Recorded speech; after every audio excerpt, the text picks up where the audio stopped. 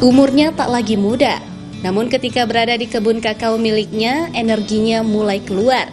Ia lincah dan lihai membersihkan tanaman yang mengganggu pohon kakao miliknya.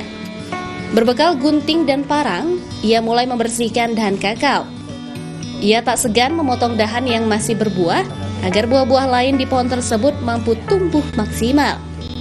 Di kebun seluas 2 hektar inilah, ia menghabiskan hari-harinya untuk merawat kakao selama 30 tahun lebih. Di kebunnya terdapat 5 jenis kakao dengan berbagai bentuk dan juga warna buah. Bagi Abdullah, merawat kakao sama seperti merawat dirinya sendiri. Tumbuhan juga perlu sentuhan dan perawatan agar mampu berbuah secara maksimal. Memasuki musim panen, ia dapat memanen kakao miliknya 2 kali dalam seminggu.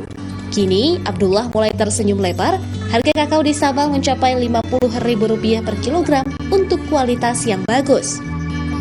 Selain itu, Abdullah juga melakukan peremajaan untuk coklat miliknya, sehingga proses tumbuh akan berkelanjutan serta mampu menghasilkan buah secara terus-menerus. Kalau bercoklat lebih kurang mungkin karena ada dasar tuh yang tinggal tuh ada 30 tahun.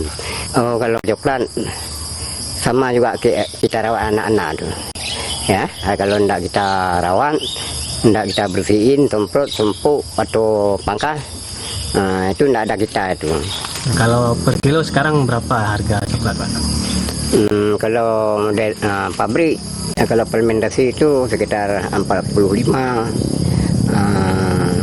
Itu yang masih mali, tapi kalau yang grade A mungkin sampai 50 tuh. Abdullah merupakan salah satu petani kakao yang masih bertahan di pulau ujung barat Indonesia. Berada di pulau wisata, ia ingin wisatawan juga mau berkunjung ke kebun miliknya sembari menikmati keindahan kota Sabang. Syahril, Kompas TV, Sabang. Terima kasih Silvian Sakia, dan sebelumnya dari Aceh ada Syahima Atika yang melaporkan langsung untuk Cerita Nusantara. Terima kasih rekan-rekan.